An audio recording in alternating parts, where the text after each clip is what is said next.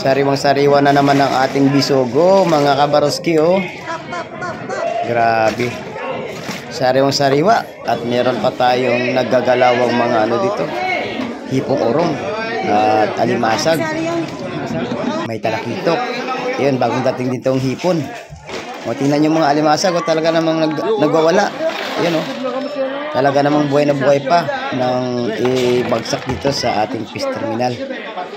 Ayun, isang mapagpalang umaga sa atin mga kabaroski. Nandito tayo ngayon sa fish terminal at sa tabing dagat. Update ko po kayo sa mga isda na dumating ngayong umaga at mga presyuhan ng isda. Araw ng Biyernes ngayon, December 20, 2024. Alas 8 na ng umaga at medyo tinanghali tayo. Ayun mga kabaroski, maraming salamat sa pagtutok sa akin ngayong umaga. Ayun, shout out po sa ating lahat dyan, sa mga silent viewers, sa mga subscribers natin. Lalo na po sa mga kababayan natin, mga OFW. Ayun mga kabaroski, pakisamahan niya po ako dito sa fish terminal at mag-ikat-ikat tayo.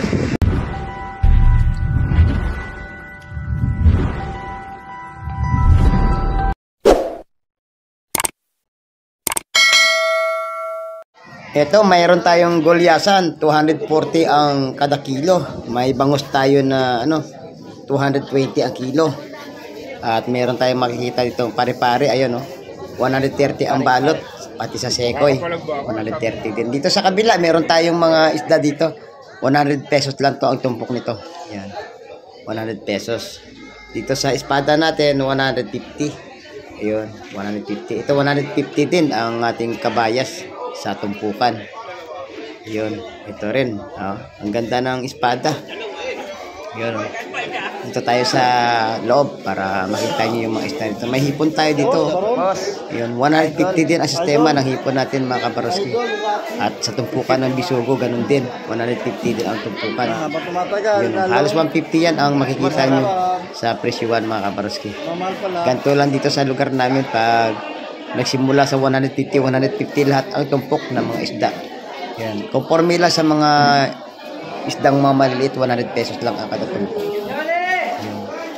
Kaya pag gusto nyo tumawad at marami kayong bibilhin, pwede nyong matawaran ang mga presyo sa mababang halaga basta marami ang bilhin. Ito may alimasag, yan, 280 ang kilo ng ating alimasag.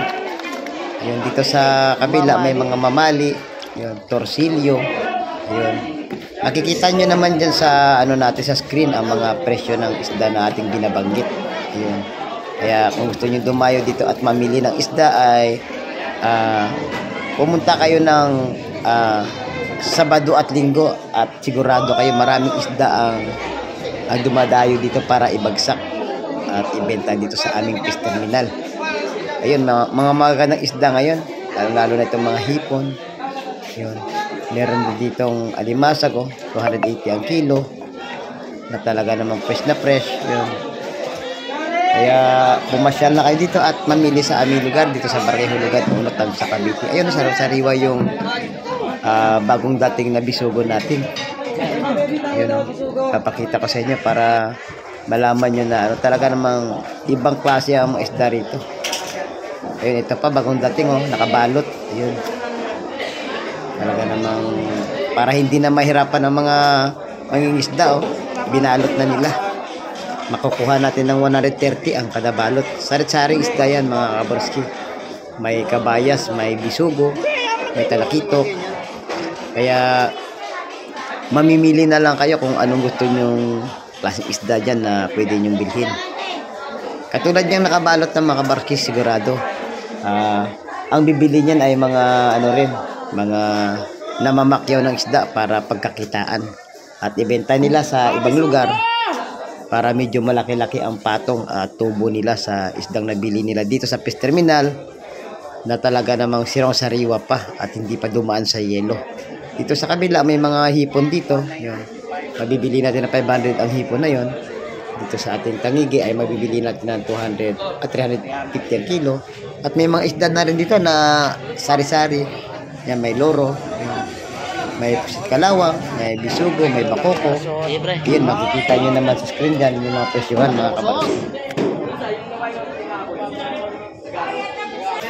Ito mga kabaroski, binibenta na lang ng 130 ang tumpok niyan. ng sapsap. Ganun din naman dito sa ano natin. Sa isdang alakaak, 130 ang tumpukan.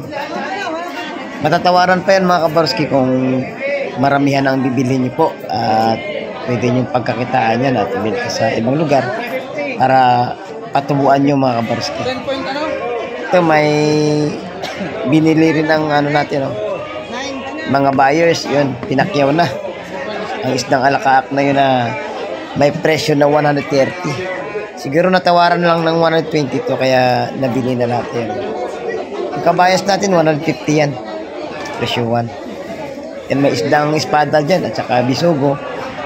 At meron din dito sa kabila may asohos. 150 ang tupukan ng mga isda na yan, sarang sariwa. At may malaking ano doon, bidbid, binibenta lang yan ng 150 ang isang piraso mga kabarski.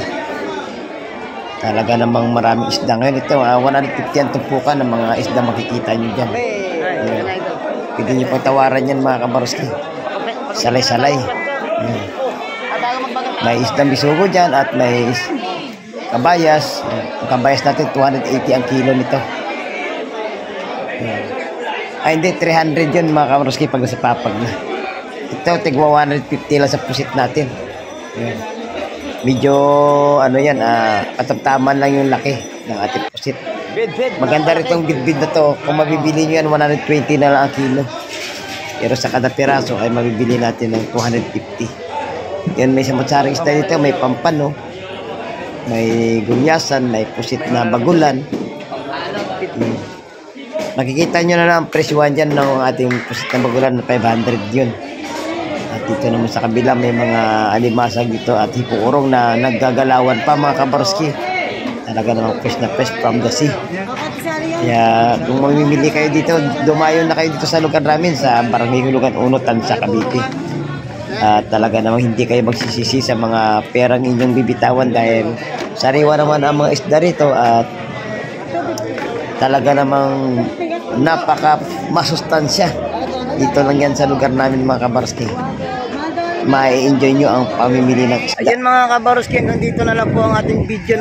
Maraming salamat sa pagputok at pagsama sa akin ngayong araw. Yun, sa mga susunod nating mga video, wag kayong mga mawala mga kabarski. Patuloy ko kayong i-update sa mga presyuhan ng isda dito at mga isdang dumadating dito sa aming fish terminal. Yun, hanggang sa muli, mag-ingat po kayo palagi at palagi niyo po pakatandaan. Habang may buhay po, may pag-asa. Bye-bye and God bless po sa ating lahat.